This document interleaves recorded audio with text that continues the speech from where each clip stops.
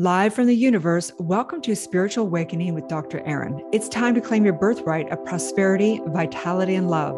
So grab your tea or coffee because together we're awakening the world. May you live your truth. Are you somebody that desires to understand how you are manifesting, how you are creating your entire world into existence right now? Are you somebody that desires to understand why you can create exponentially and have a life beyond your wildest dreams, and how you're able to create exponentially to having a life of misery and separation and loneliness and anger and frustration? Then you want to listen to this podcast. Welcome to Spiritual Awakening with Dr. Erin. We're here to know the truth together, to live on spiritual principle and align with universal law. We're here to know the truth, truly and truly, breaking down the metaphysics of the Bible. So if you're new to this podcast, I'm Dr. Erin, Dr. Divinity, teaching metaphysics, teaching how the power of mind, the science of mind, how we are creators, how we are here to really experience the depths of our soul in form. So let's break this on down. So today we're going to break on down Cain and Abel's story in the Bible in Genesis. And just a disclaimer, I am not a biblical historian. I am trained and developed in the creative process and understanding the power of the mind and how we create using this. There are many different interpretations of the Bible, and the Bible has exponential ways of teaching you because the Bible is your biography. The Bible is really a manual for understanding how you create. And so this is an incredible journey we're going on of a Bible series, a metaphysical Bible series to understand thyself. So let's do this. Cain and Abel. So Cain and Abel were the first two sons of Adam and Eve. Cain was the firstborn and Abel was secondborn, right? So Cain was he was a farmer. He tended to the fields of the earth, and Abel was a secondborn and tended to the flocks of birds. He was a shepherd, right? So we're going to break this on down from universal law. And we have to understand that there's two ways that we create. One is we either create from within to without, or we create looking to the world and becoming the effect of the world, right? So here's Cain. Cain was considered the tender of the earth, right? And from the biblical standpoint, the earth means that you're looking to the external world. He's the farmer, right? Abel means breath. It means that he tended to the flocks of birds, meaning that he tended to the ethereal realm, to that within, that aspect of the self, right? To God, to divine, to that part of yourself.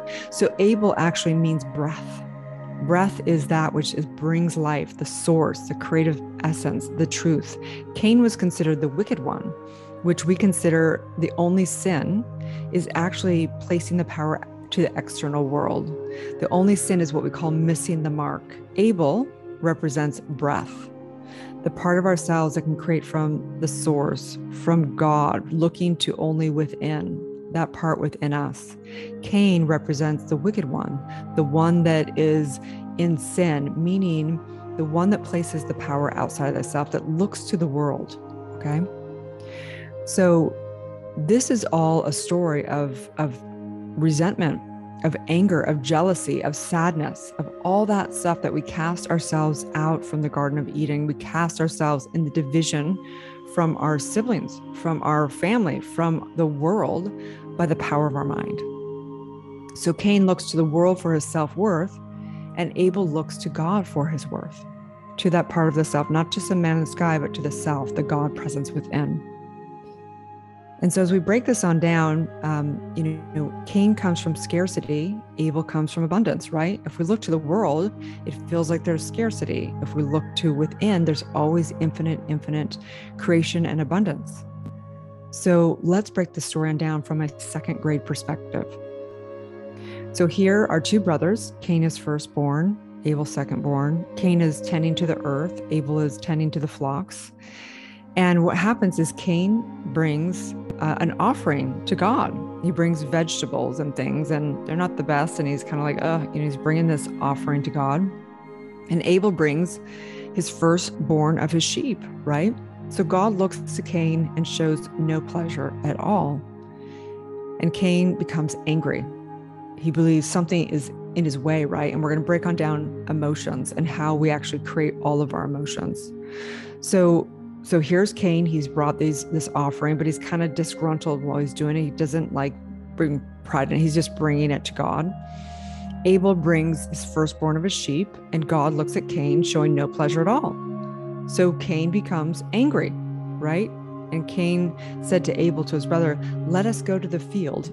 And when they're to the field, he killed his brothers, right? Cain rose against Abel, his brother, and killed him. So Cain believed that he would finally find peace. Basically, changing his external world, he created his brother as the source of his suffering. If my brother was just gone, then everything would be okay. Don't we know that, right? If this problem was different out in the world, then it'd be okay. If I have enough money, then my life would be okay. If I just had, lose that 5 pounds, then my life would be okay. If my ex just was nicer, then my life would be okay. It's always about placing the blame and becoming the victim, right? Cain believed that he would finally be in peace if he changed his external world. So God comes and says, where's your brother? And Cain says, am I the keeper of my brother? And then God punishes Cain. Cain says, I know I've done wrong. And God said, I hear the cry of your brother's blood from the source of the ground. Now you are cursed from the very ground which received your brother's blood, that was received from your hands, right? So God said, from this day forward, you shall work the ground, but it will not yield food. You will be a refuge and wander the earth. And Cain said, your punishment is more than I can bear. You are banishing me from your presence. Cain, I will be a fugitive and wander the earth, and whoever finds me will kill me. And God said, no one will harm you. However, whoever slays you will be punished 7 times greater. So then Cain basically went, and he went off. He settled in what's called the land of the Nod, east of Eden. And God set a mark upon Cain so that anyone that found him would not kill him. So let's break this on down. So first of all, the point is that Cain brought vegetables and things, but he was a little bit, he was kind of disgruntled doing it, right? He believed he didn't bring there. And therefore God represents law.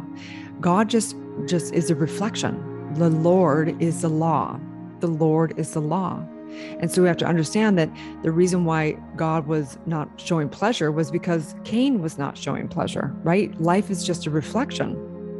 And then when Abel came and brought his firstborn sheep with pleasure, with love, with all this, God reflected back, because the Lord just reflects what's there.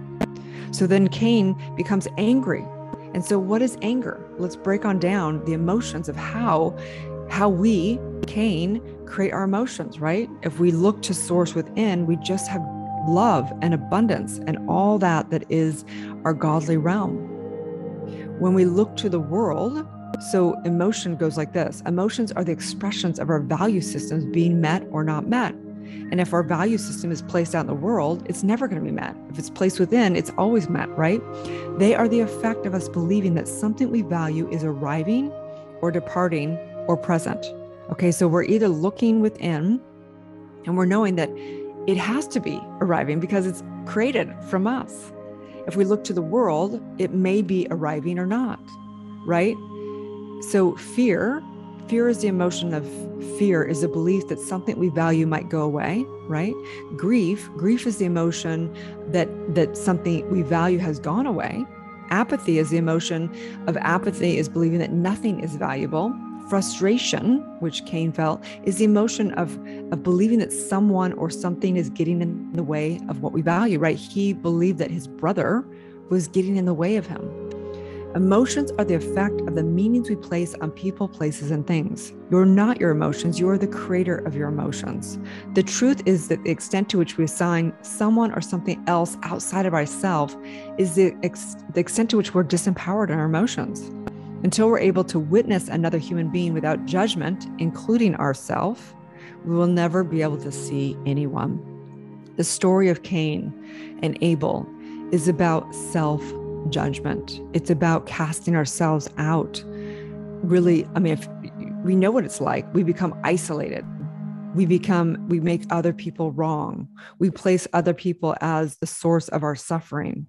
And this is our own death. This is our own shedding of ourselves of ourselves, right? It's like, this is the law, that this is 7 times over. You will experience whatever you create. This is the law. This is what is taught in all this. So again, sin is placing power outside of the self. It's missing the mark. So there's depths and depths and depths to the story, because the truth is everyone is responsible.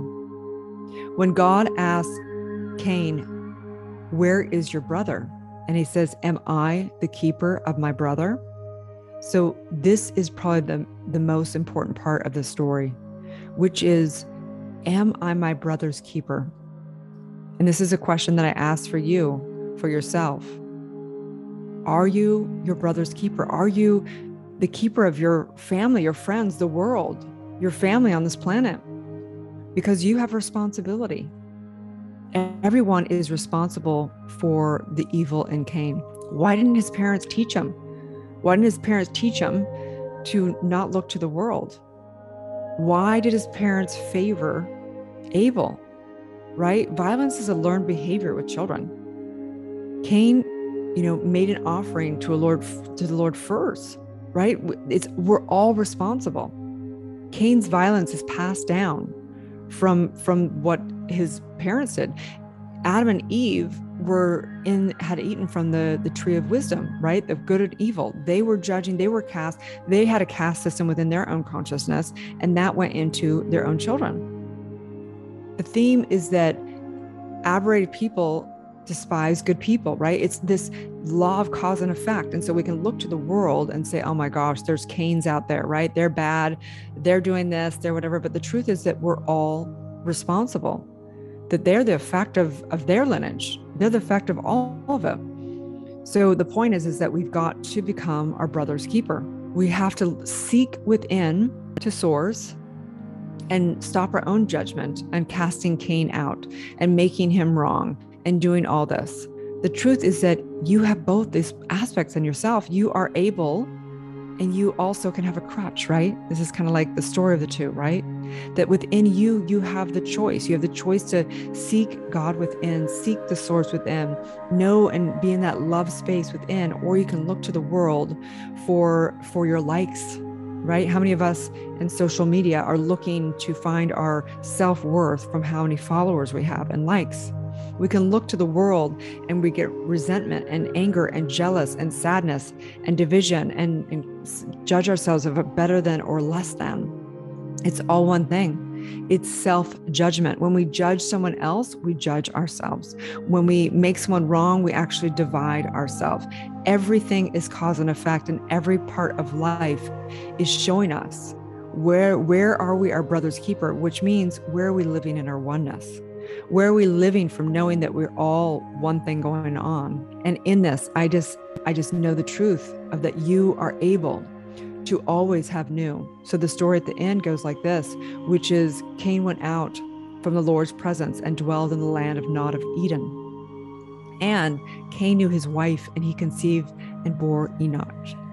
And then they built a city and named it Enosh, right? So this is the point, is that you can always start anew, even if you have cast yourself away from the Garden of Eden, even if you have, done something like kill someone, there's always new. You can always build from this day forward. And that is the truth. And so in this, I just say, yes, yes, yes. I'm so grateful for these great symbols, the symbology of the story of you. This is the story of you. This is the biography of you, of how you use your mind. So may you just know that as you place your power outside of yourself, you will always be disempowered. That is the truth. That is the ongoing story within the Bible of everything. May you set yourself free. May you know the truth of who you are. You are the creator. You are that essence, that God lives within you right now as the true self. So in this, I just say yes, yes, yes. As together we say, and so it is. If you're somebody who's had a spiritual calling and you really desire to embody universal law, to learn how metaphysics works, to break through your own limitation, to no longer place your power outside. Maybe you're dealing with codependency. Maybe you're dealing with scarcity in your work. Maybe you are, experiencing ill health and stress because you have not mastered your mind. Then I invite you to come into our community. I hold free breakthrough and discovery calls on Wednesday. I'll put the link below here. You can also check out all the stuff. You can binge the podcast here. You can go grab some freebies on IG. I'm drerin.tv. You can go into my bio and find all the links and start getting involved with our amazing, extraordinary community that is committed to awakening a billion people. Have a beautiful day, and may you live your truth. Thank you for tuning into the Dr. Erin podcast. If you've had a spiritual calling or desire to get certified as a spiritual coach or a world-renowned spiritual leader, go to newthoughtglobal.com. If you've received value from this show, I would love it if you share it with a friend and give it a 5-star review. Also, we have spiritual practitioners that are trained to deliver the E4 trauma method and assist you in birthing your truth. So let's be friends on social media. Again, my handle is drerin.tv across all social media. Have a beautiful day, and may you live your truth.